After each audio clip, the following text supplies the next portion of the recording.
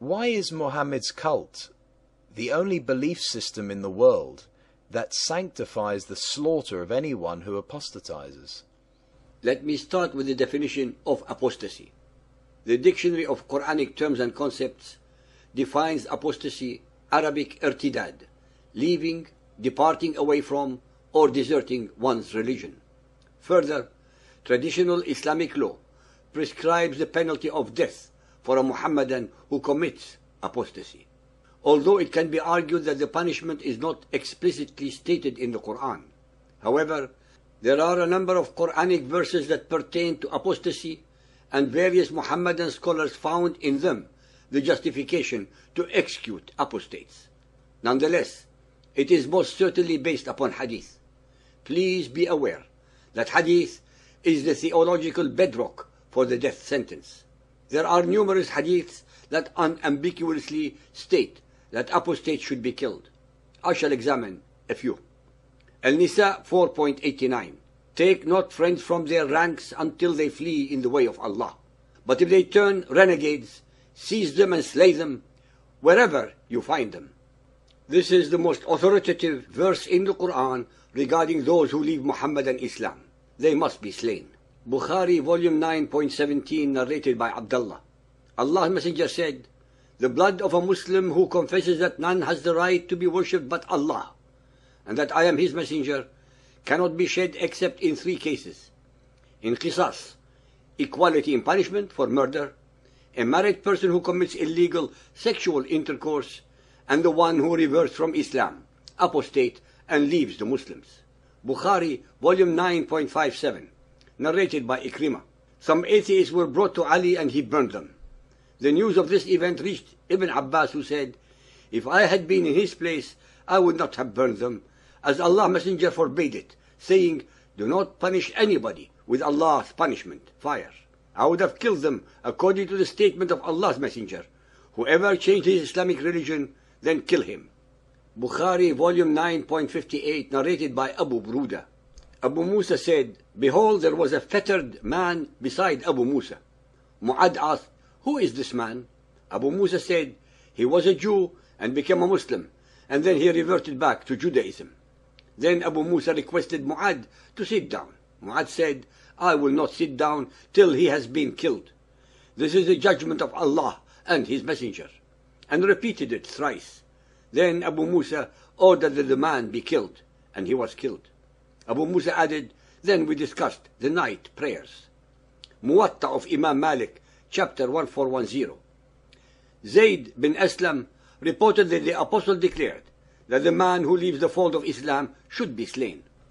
Volume 17 of Tabari's History, pages 187 to 88, details the murder of other apostates. Among them were many Christians who had accepted Islam, but then dissension had developed in Islam, had said, "By God, our religion, Deen, from which we have departed, is better and more correct than that which these people follow.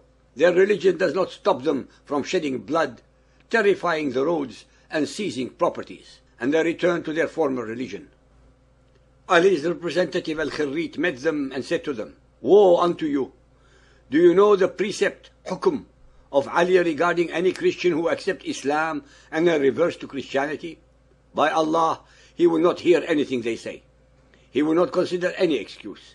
He will not accept any repentance, and he will not summon them to it. His precept regarding them is immediate cutting of the head when he gets hold of them." I was in the army that Ali bin Abi Talib sent against the Christians of Banu Najiyah. We came to them and found them split into three groups. Our commander said to one of these groups, "What are you?" And they replied, "We are a Christian people who do not consider any religion to be better than ours, and we hold fast to it." Our commander said to them, "Be off with you." He said to the other band, "What are you?" And they said, "We were Christians, but we accepted Islam, and we hold fast to our Islam." He said to them, "Be off with you." Then he said to the third group, "What are you?" And they said, "We are people who were Christians. We accepted Islam, but we do not think that any religion is better than our previous one." He said to them, "Accept Islam," but they refused. He said to his men, when I rub my head 3 times, attack them and kill the fighting men and make captive the women and children. The dependents were brought to Ali, page 191. There was an old man among them, a Christian called Al-Rumahis bin Mansur, who said, "By God, the only error I have made since attaining reason was abandoning my religion, the religion of truth, for you're the religion of wickedness. No, by God, I shall not leave my religion, and I shall not accept yours so long as I live." Ma'qil brought him forward and cut off his head. Page 192. Ma'qil wrote a letter to Ali, the Khalifa. For anyone who had apostatized, we offered return to Islam or else death.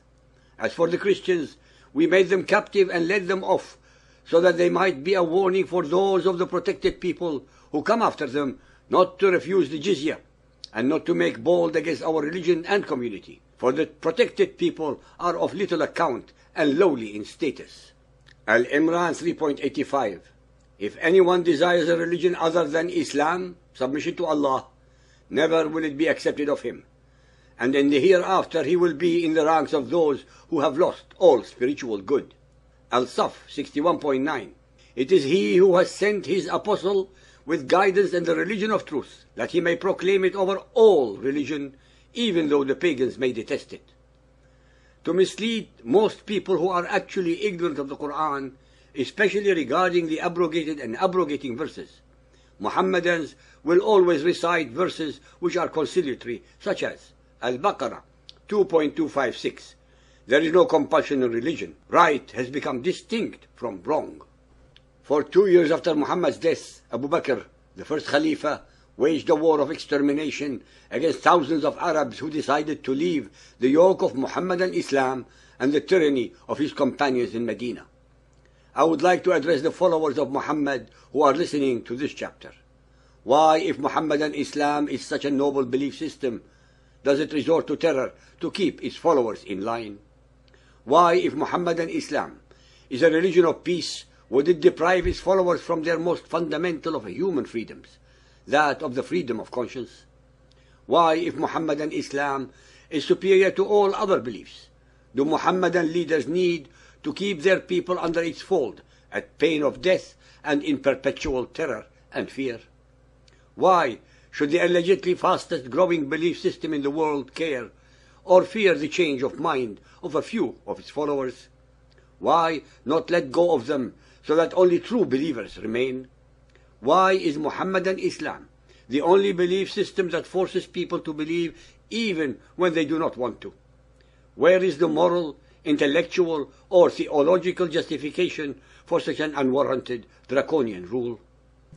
It is obvious that such measures befit those systems that are essentially built entirely upon falsehood, deception, and lies, because this is the only way their leaders can hope to slow down the inevitable march to defeat and oblivion. It would be more advantageous for a religion of truth if people are free to examine ideas and then choose the religion or ideology or system they want.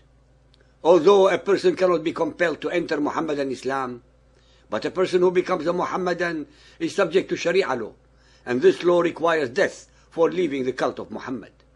Many Muhammadans living in Islamic countries have no problem with the rule of putting apostates to death and actually participate in the gala atmosphere of such events. On the other hand, Muhammadans living in the West are embarrassed by this death sentence. The West values the freedoms of thought and speech. Muhammadan Islam does not, and these virtues have never blossomed under its rule.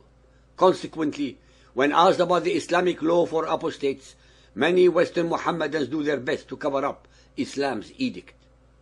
Motivated by conviction or shame, they make up various defenses and say whatever they can to put our mind at ease and make Islam more acceptable to a naive, gullible, and ignorant Western audience.